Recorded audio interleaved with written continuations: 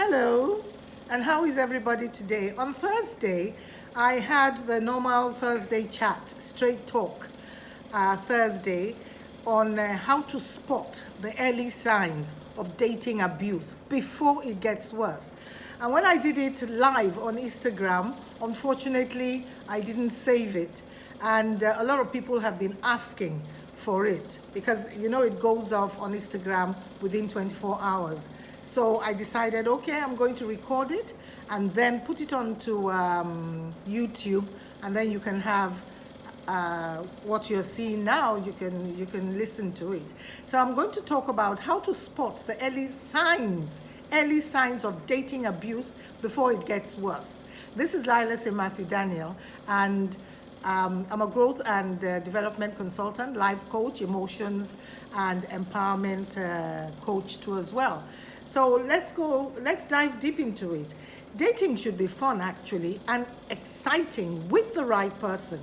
But when romance turns to fear, when fear surrounds the romance, it can be lonely and confusing and absolutely scary. You understand? Especially if you don't have a lot of experience to compare other relationships with. And you see, it's not just young people.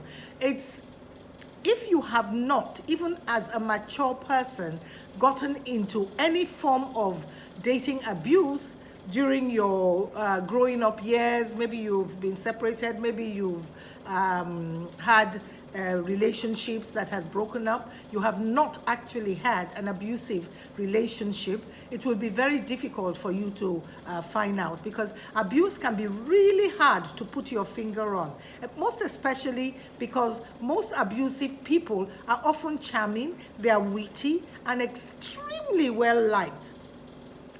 That is why it could make you feel crazy sometimes when you are the only one who seems to see their other side. Because what people see is that side that is charming, that is witty, and extremely well liked. On top of this, the dating stage of a new relationship, it can be incredibly romantic and affectionate, the dating stage. So when things now become weird all of a sudden, you become confused because you begin to wonder if you are the one that is overreacting. That is why we're going to go into it, and then you will see certain things that you may align with, and you may have to sit back and take another look at that relationship before you say I do, or before you go any deeper. So why is dating abuse so hard to spot? You see, the warning signs can be difficult to spot in the early stages, because just like a leaky tap, when a tap is leaking, it takes a while before the damage erupts. A little drip here, you say, okay, I'll just manage it, I'll try to remember to get the plumber in, or even you will try to screw it up or look for ways to stop it from leaking. You understand? But the more you stop it, no matter what, it's going to get worse. So that's how a relationship is. You see, when it starts being abusive, you will notice it a little bit, but you'll find excuses for it. A little drip here, you say, oh, it's no big deal. Another drip, you begin to make all kinds of excuses. He doesn't call you as he calls you before. He doesn't message you as before. And you say, oh, it's because he's very busy. You keep finding excuses for him. Sure, yes. You would say he kind of got lost when I forgot to tell him that I was going to hang out with my girlfriends. That's why he lost his temper. And anyway, he apologized later, and he said it's not going to happen again. You see, these are the things that signs, drip, drip, drip, that happens. The early warning signs of control are often mistaken for love. They're often mistaken for love. When you first start dating, controlling behaviors might be so well disguised, they feel flattering. The constant checking up on you, the concern over where you are and what you are up to, even the rumblings of jealousy might seem like proof of how much he adores you. But what many women don't know is that abusive behavior, abusive relationships follow a predictable pattern. Abusive relationships follow a predictable pattern, whether you are white, blue, green, or black. It's the same pattern that it follows. What seems like the honeymoon stage is actually a carefully disguised boundary testing phase. You see, it's a carefully disguised boundary testing phase. And if that boundary is not solid and it gives way, then the problem starts. So let's look at about 5 typical patterns that they follow. Number 1, an extraordinary amount of attention. Does it mean you are soulmates, or is it that it's a red flag? Do you understand? Very tricky. When you first meet, you might be inundated with an unusual amount of attention. Oh, so much attention. While this in itself is not a bad thing in a normal relationship, is not a red flag, but a refusal to accept your boundaries is. You see, naturally, when you are mutually attracted to one another, it's exciting to spend so much time together. It's normal. But it is also normal to have commitments outside of the relationship. Now, when one party begins to grumble at your commitment outside of that relationship, it is a red flag. Now, let me give you some examples. When you have other commitments, let me ask you, when you have other commitments, does he, number 1, act like it's a direct rejection of you, to him, that you don't want to be with him? 2, become cold, frustrated, and angry? Does he exhibit that or go into a mood? Or cleverly coerce you into spending more time together when you have something important to do? All of a sudden, when you have that important thing to do, he comes up with something else. And before you know it, he coerces you. For example, he could use words. If you really loved me, you would. If you really loved me, you wouldn't do. I'm sure I'm talking to some people listening right now. So you fill in the gap. While abusive guys might shower you with attention initially, their motive, and listen please, their motive is to have 100% focused attention. 100% you must focus on them. So they will react very badly to anything that takes you away from the relationship. They will react very badly. Number 2, is it a well-willed, fast-paced relationship? Because there are some relationships that are genuine and they are well-willed and fast-paced. Or is it an attempt at covert control? What do I mean? Although every relationship moves at a different pace, abusive relationships tend to move from dating to commitment in a split second. They want to get you committed in a split second. Plans for the future are talked about when you barely know each other. I'm telling you, when you barely know it, and if they sense your hesitation, if they sense you hesitating or trying to put a check in, they will begin to distract you with details of how special, how unique you are, how special the relationship is. For example, they will say things like, it must be faith that we are meant to be together. I've never felt like this before. You are the only one who has ever understood me. Nobody understands me like you do. Nobody understands you. Nobody understands you like I do. Remember, the initial ploy is to get you all committed by being sweet, and you begin to think, this is a gift from heaven, and then it just begins to change. So how do you tell the difference between the real deal and a guy who's troubled? Because when a guy or anybody wants to control you, there is a problem there. But most of this control is more from the guy to the female side. So I'm focusing on the guy. So how do you tell the difference between the real deal and a guy who's troubled? The key is whether or not he respects your boundaries. Does he respect your boundaries? Does he? When you need some time out to catch your breath, go out with your friends, do something on your own, does he allow it? Or does he obsessively inundate you with messages? When you are supposed not to be with him and you want to do something, he begins to inundate you with messages. What are you doing? Who are you with? What's happening? It becomes obsessive. Do you understand? Although troubled guys can appear outwardly confident, they literally fall apart without someone to control. They fall apart without someone to control, because that is the core of this whole obsessive issue, the need for control. Hence, getting their partner committed or emotionally invested in the relationship is top priority. They must move fast to get you committed emotionally.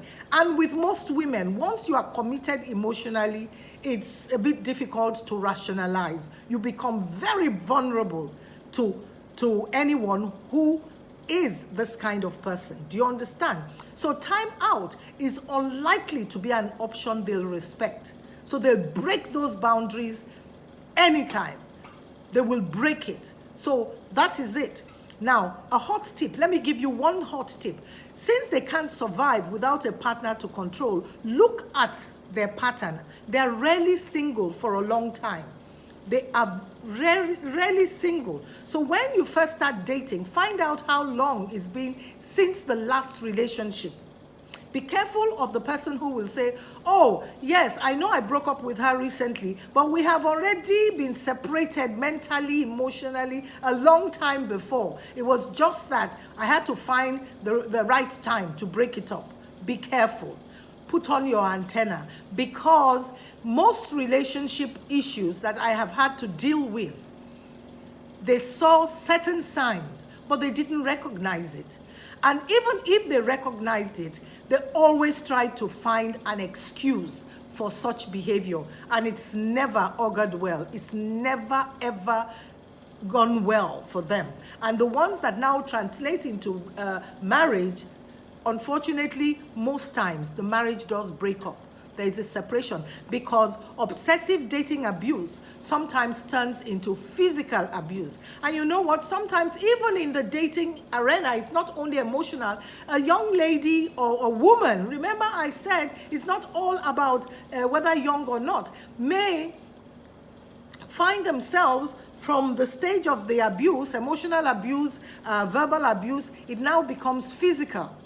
And because they still want to get you into a committed permanency, they will always beg you. They will always give reasons. And because you have the fix-it syndrome as a woman, you will always try to find a reason to give him another chance. Be careful. Number 3, one thing is this. Removing outside influence. Is it making it easier for him to manipulate you? This is another tactic that's very tricky to put your finger on, as it doesn't usually happen overnight. And it's often disguised as being concerned about your relationship, as being concerned about you. For instance, it starts sometimes with your best friends are not good for you. Your best friend is jealous of you and doesn't want us to be together. They begin subtle. The next one, because their intention is to separate you, to make you stand alone. Your family will never understand what we have. They're trying to destroy us. Remember the tap. When the tap is dripping, drip, drip, drip. These are the subtle things. Then it becomes a problem if you have male friends. Because a lot of women have male friends. A lot of men have female friends too. Remember, when we were kids, it didn't matter, boy, girl. It's when you become, knowledgeable, you become a teenager, you then become aware of the fact that biologically you're different, and emotions begin to play out. Hormones begin to play out. But some people retain their male friends. I have a lot of male friends, you understand? They're like brothers to me. We have kept our relationship for donkey years. So even as a young woman could have male friends. So that he will start, I don't trust that's your friend. I don't trust him. If you really loved me, you wouldn't be hanging out with him. Remember, it's not that you're hanging out all the time, but he was there, or they were there before him. Whilst you're going to make some allowance in a relationship, like I said earlier, you had a life before this relationship. And if it now comes to a point where you do away with everybody, every friend, you may find yourself in trouble when you really do need support. Do you understand me? So the third one is, the first one, your best friend is not good for you. Second one, your family doesn't like me. They're trying to paint me black in front of you. Then I don't trust him. That's your guy friend. If you really love me, you wouldn't be hanging out with him. And then the best one, we don't need anyone else, as all we need is each other. Bingo. Bam. He's now got you in that trap. He's now got you separated from the herd, from the people who are your support and have always been your support. We have one another. No two people are an island. Remember that. No two people are an island. So when you find somebody saying, we don't need anybody else, we need just each other, he's setting that trap for when he begins to deal with you, and then you'll have nobody to turn to. So removing your support network makes it much easier for him to manipulate you. And without outside influence, it makes it harder for you to validate what you are experiencing. You see, when you don't have anybody around, you are the one that's going to be validating what's happening. And most times, your analysis, it's punctuated with emotions. And, you know, when you are confused, you are vulnerable. Other times, it creates more and more dependence. And, over time, you become more and more dependent on him as your only source of support. Once that happens, things can get crazy very, very fast. As this leaves him very free to do whatever he wants. Very free to begin to chip away at your confidence, at your self-esteem, begins to chip away. And you begin to lean more and more on him to affirm you. That is the beginning of disaster. Number 4, you are the one with the problem, not me. This is the fourth thing you have to look out for. Downplaying things, denial, and blame shifting.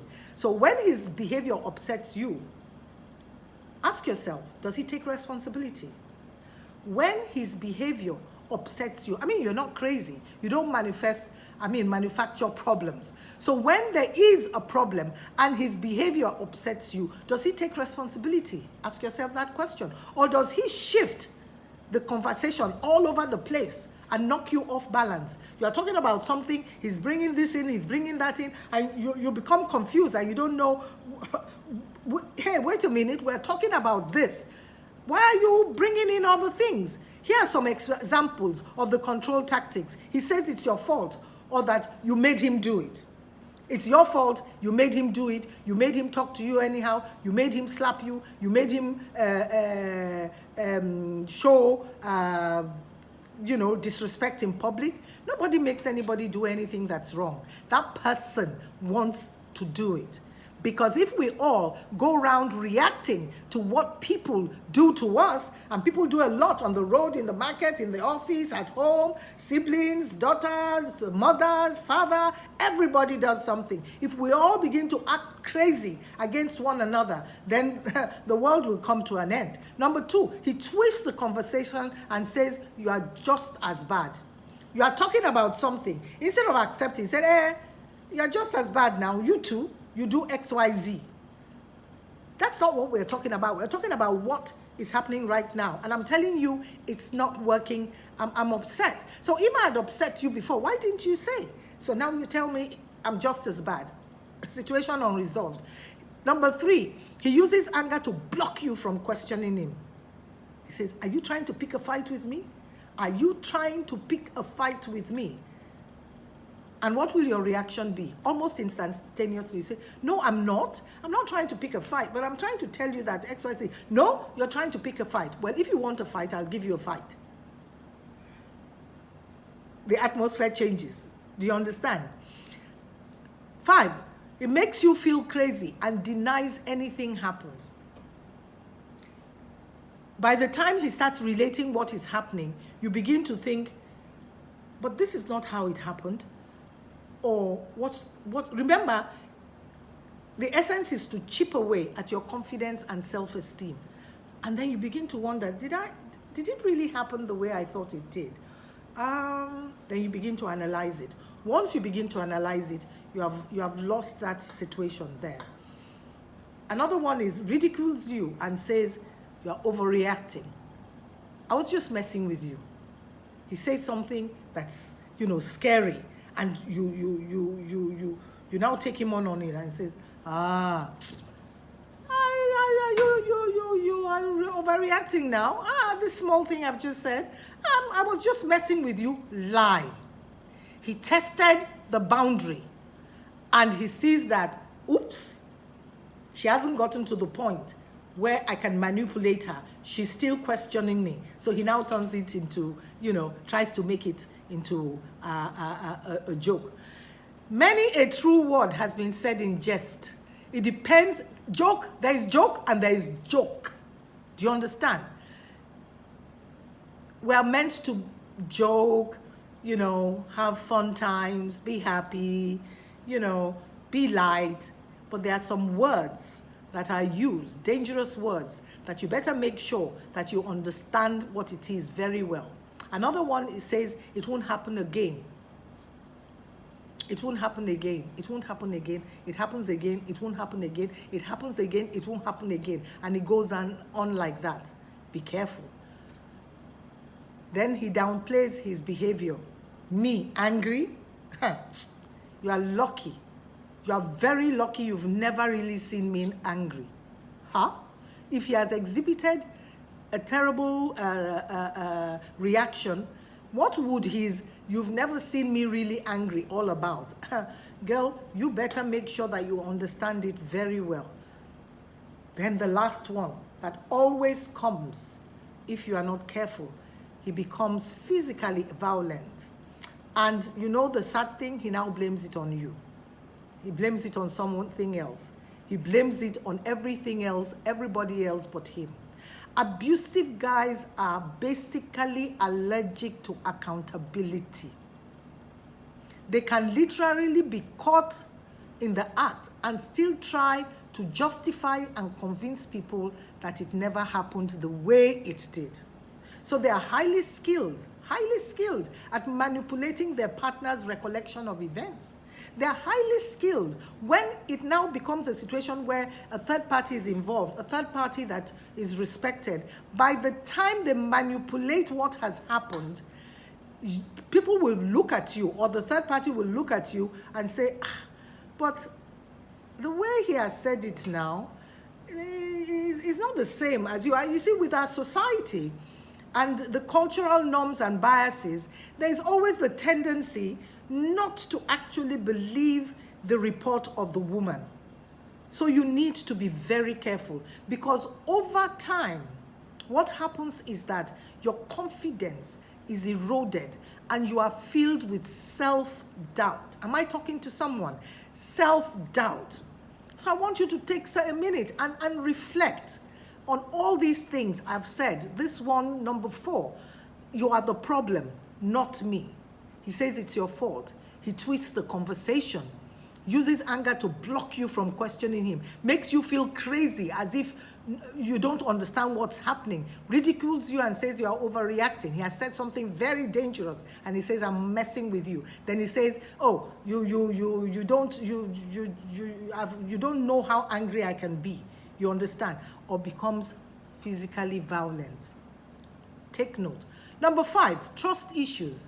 Is it that there are trust issues or he's dangerously jealous? It's pretty normal to feel a twinge of jealousy here and there in a relationship. It's normal between two people who love themselves, especially if the other partner begins to be a little bit too close to either the female or the male. But the difference is that partner, because when you are still getting to know yourselves, you need to know what your boundaries are. Because, you didn't grow up together. You are just getting to know yourself. What is acceptable behavior may not be acceptable behavior for you or for him. So you begin to know how far and no further. So a good relationship is when your partner is usually quick to put your mind at ease. But what about when you are dating someone whose mind is never at ease, no matter what?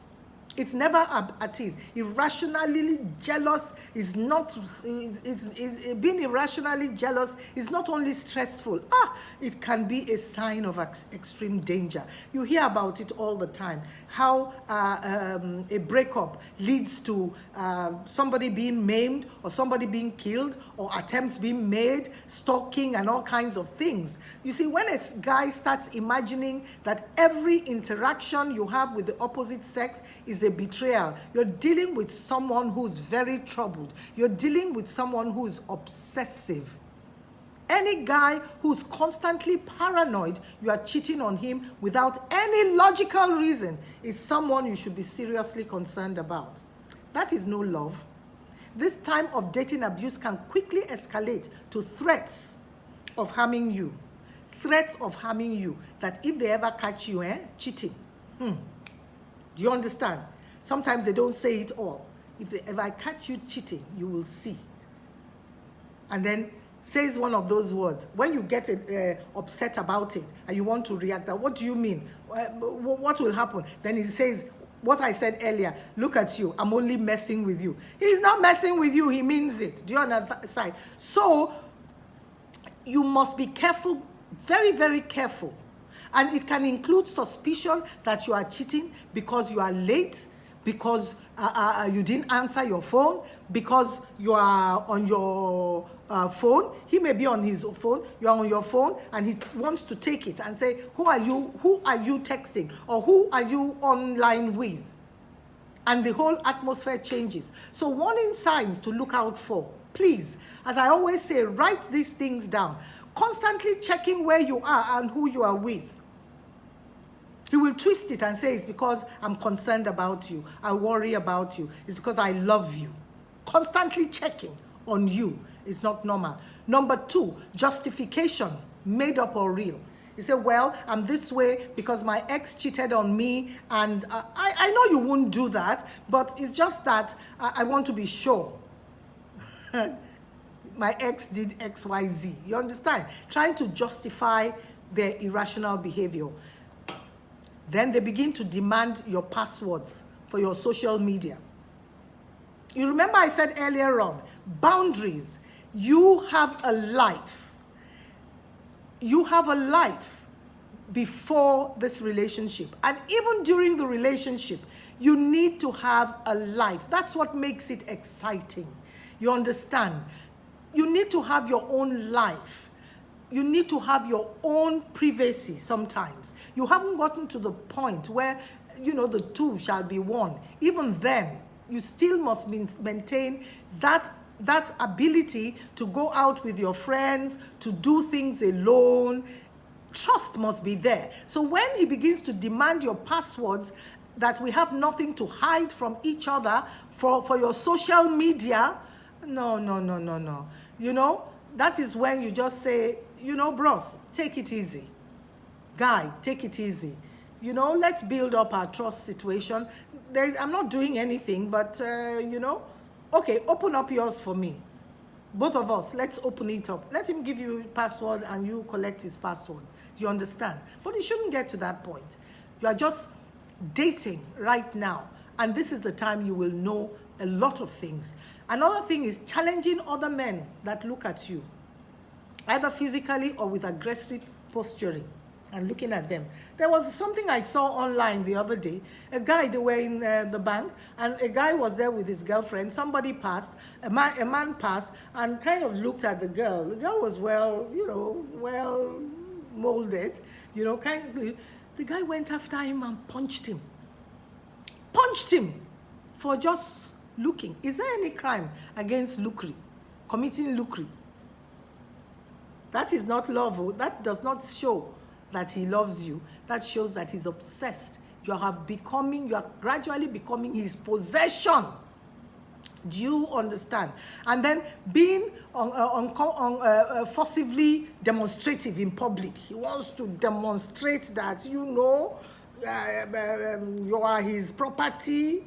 Demonstration. It can, a little bit of demonstration, hand holding, a little bit of cuddle is okay, but when it becomes, really physical, it's not, it shows, it's a sign of ownership.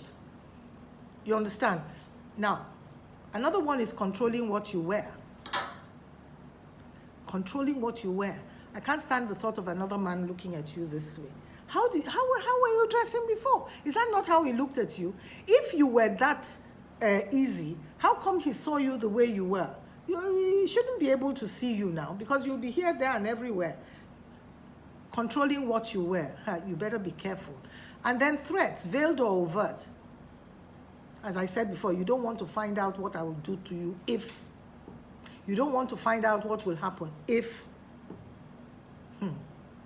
Red flag. So guys who are dangerous believe that they own their partner.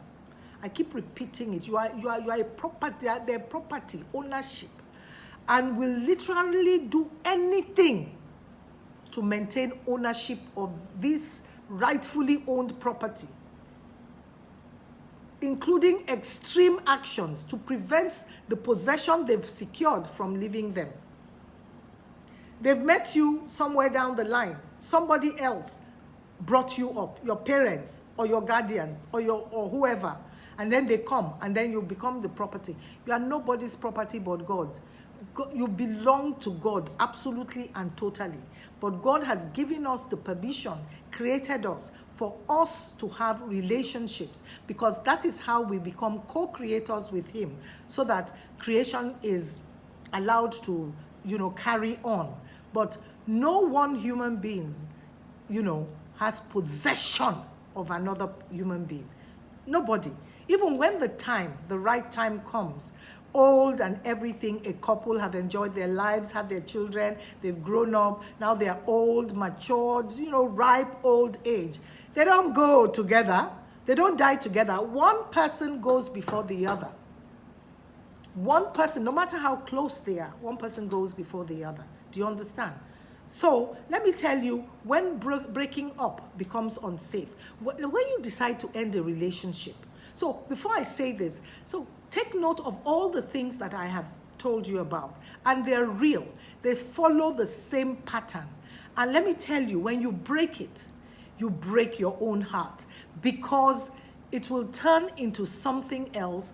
And at the end of the day, if you do decide much later to take a stance, you would have been crippled emotionally, if not physically. Love yourself. Respect yourself. Do not allow anybody to make you push your boundaries out of the way. But it's very important for you to know what your values are. We'll come to that. When breaking up is unsafe, when you decide to end a relationship with an abusive partner, it's important to make sure you get help when living safely. That is why it's very important that your support system is always in place. Is always in place. Extremely controlling guys will pretty much do anything to keep control over you, their partner. And when they sense they're losing control, they will resort to intimidation, threats, or physical harm. These three things. Some also feel entitled to punish the partner for even daring to leaving them. Those are the ones who may maim you and say, since I can't have you, nobody else can. No, don't allow yourself to get to that point. So if you've been dating someone who's physically violent, breaking up with them can increase your level of risk. And even if he hasn't hit you, smashing things and punching the wall, bam, bam, bam, bam, is another way of showing his capacity for violence, extreme violence. Do you understand? So physical violence isn't the only sign that you may be in danger. Well, one of the most overlooked risk factors for relationships that end fatally are the non-physical emotional signs. He begins to monitor you, he begins to stalk you. He begins to monitor your whereabouts, controls your daily activities. You understand? That's a very dangerous sign. Some even take away the key. Some take away your access to going out. Some make you a prisoner in the house. So if he's extremely jealous and possessive, it's a very high risk sign. Do you understand? So if you are planning to leave, be very, very careful how you even mention it. You don't say it in a way that will make him feel humiliated. Don't even tell him beforehand if you are in the house, because some people before getting married they are living together, and if you are living together, if some people are married and listening to this, you need to be very careful. You need to be very careful. And another thing, when you are leaving an abusive partner, don't post anything online. Don't try to humiliate them, because that will turn them into even a very dangerous, put them into a dangerous state of mind. And please, do not agree to meet up with him for one last time. Don't. A lot of things have happened to women who have agreed, allowed their conscience and say, okay, let's agree to meet up one last time. You know, we're friends one last time. Please, it's important to know that you are still in danger, even if you've only been dating for a short while. No matter how short, if you get yourself involved with an abusive partner, a partner that has issues with themselves, they cover it so well. Do you understand? Because just as the beginning of the relation may have moved very quickly, some guys believe that their partner is their property, even the very week that you have started dating. That very week that you've started dating, watch out for the signs I've talked about earlier on. So whether you're ready to leave or not, it's vital that you or a friend it's very vital that you let a friend know what is happening. That's why keeping you away from your friends or immediate family, please don't do it. Please don't do it. And if you are in a domestic violence relationship, in Lagos here, we have 112, that's the Lagos state. Other states, you can find out online. In other countries, you can find out what the National Domestic Violence Line is in your country. We are trying here to get a National Domestic Violence Line. I think it's getting soon. I mean, it will soon happen. But please, don't get yourself stuck in a situation that your life may be in danger. Okay? So if you've been experiencing dating abuse, know that most women do get out of that relationship very, very safely. But it requires careful planning, and don't attempt to do it on your own. Let your friends know that you are actually coming out of that abusive relationship. If you want, there are some more resources online, so you can read all those resources. But if you follow go back and listen to what I have said, and pass this video on, share it, because it's very important. That is what causes a lot of problems in relationships and puts women in danger. So let me give you briefly, before I round up, telltale warning signs of someone in an abusive relationship, just in case it's not you and it's somebody else. Number one, you'll notice that the partner is with her all the time. She rarely goes anywhere alone. They do everything together. Everything. He insists on dropping her off, even to do her hair, to follow her to the supermarket. Look, there are times your partner can do that. It's okay, it's lovely. But when it is constant, you cannot go anywhere without him. That's what we're talking about. Number two, usually worried about updates or photos posted to social sites. She's very worried, over on edge, very worried about it. Before she posts it, you are saying, post it now. You know, you've gone out as a group and say, post it, and says, I don't know, because she has already seen the signs that he is jealous when she's with her friends. You understand? Or you find that she's on edge over needing to respond to his messages and calls ASP. The call comes in and you can see her visibly, fearful, because she's trying to say to herself, what should I say? What should I say? So he doesn't get upset. That's number two.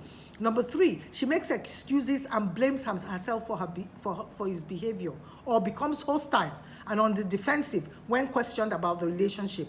That's another red flag. When your friend becomes, or your sister becomes, defensive of a relationship, something is not right.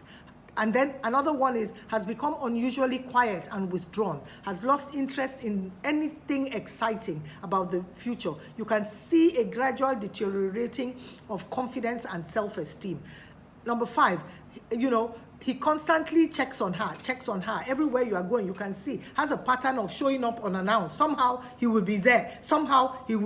Including her place of work. Yes, it happens. It happens, which shows that he's extremely possessive or jealous. And when she's even talking, if you are with them, he's talking on her behalf, as though he owns her. Before she talks, he's talking. Male privilege and entitlement. He feels privileged. He feels entitled. He feels she's his possession. He must speak for her. I read something online where a girl was asking advice about a relationship she's in. And they're still dating, but they're going on to the engagement stage to get married. And he has already started to tell her that anything he says, she must accept it. That anything she says, she must accept it, because now they are in the engagement stage. Entitlement and possession comes in, and that a man is in control, and anything that happens, she must be submissive. And she's asking for advice. Hey, women, you better get your act together. Do you understand? Then her appearance appears changed. Maybe she's normally ebullient, but now she's changed. She doesn't talk much, and you find that she's covering up unexplained injuries.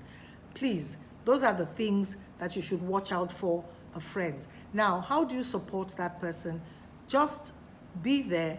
Don't talk nastily. Don't say it must be because you like to be abused, or you like to be physically hurt. No. There is a problem there with her for even allowing her boundaries to be crossed, for allowing herself to be disrespected. Nobody says to themselves, I will allow myself to be beaten up or to be cursed out or to be disrespected. So just, nicely say what your observations are, and then just say, I'm here if ever you need me. And just be there. Don't ask too many questions, but be observant if you love your sister or your friend or anybody that you care for, even your co-worker, because it happens at work. Do you understand? So there it is. There we are. Relationships are good. Relationships, getting into marriage is part of God's process for continued creation. As I said, God made relationships. God says it's not good for you to be alone. But abusive and violent dating relationship is not godly at all. And abusive and violent marriages is not godly at all. It says, for God, love your wife as Christ loved the church, loves the church till tomorrow, kingdom come. And he cares for us.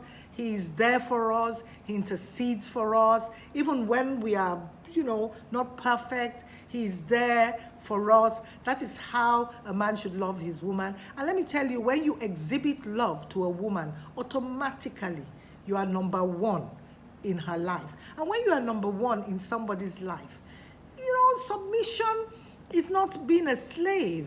Submission is where both of you submit to one another in love, in kindness, in empathy, in compassion, in togetherness. You submit to one another. You love one another. You respect one another. You care for one another. You won't allow a third party coming to destroy anything between the two of you.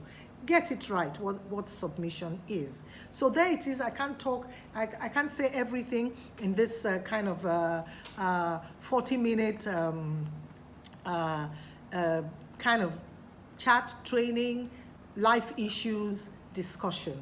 So I'm going to have an online course very soon.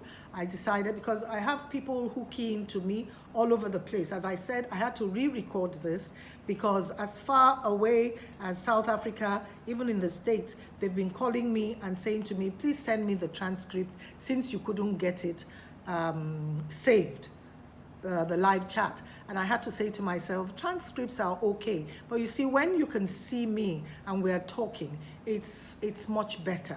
And that's why I decided this evening, I just came back from being out there, I will record it and put it on YouTube.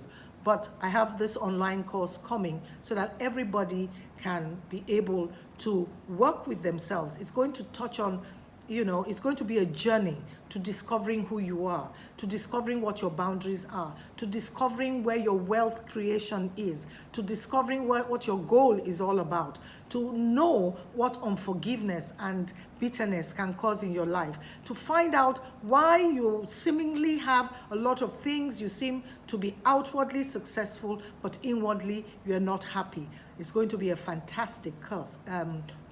I've been building it up for a while, and it will soon come out. It's going to be a journey of self-awareness, self-actualization, to knowing everything about you. You will identify things that could or have been limiting you from reaching the pinnacle and taking control of your thoughts, your destiny. Sometimes when people go from church to church and start thinking, there's something demonic coming after them, it's not that. I don't say things don't happen, but sometimes there are things that have assailed us from childhood that has followed us up to adulthood, followed us up to certain paths, and until you can take hold of it, have the self-development from within, take control of your emotions, who you are, you will not really attain the optimal level that you are supposed to. So thank you so much for being a part of this discussion this evening, and I wish you the best. And do listen to this, share it, and until next week, I'll make sure it's saved. Have a phenomenal time. Remember, you're the captain of your ship. You are the one that will steer it, nobody else. Respect yourself, set boundaries. This is Lila Samuel Daniel once again saying good night.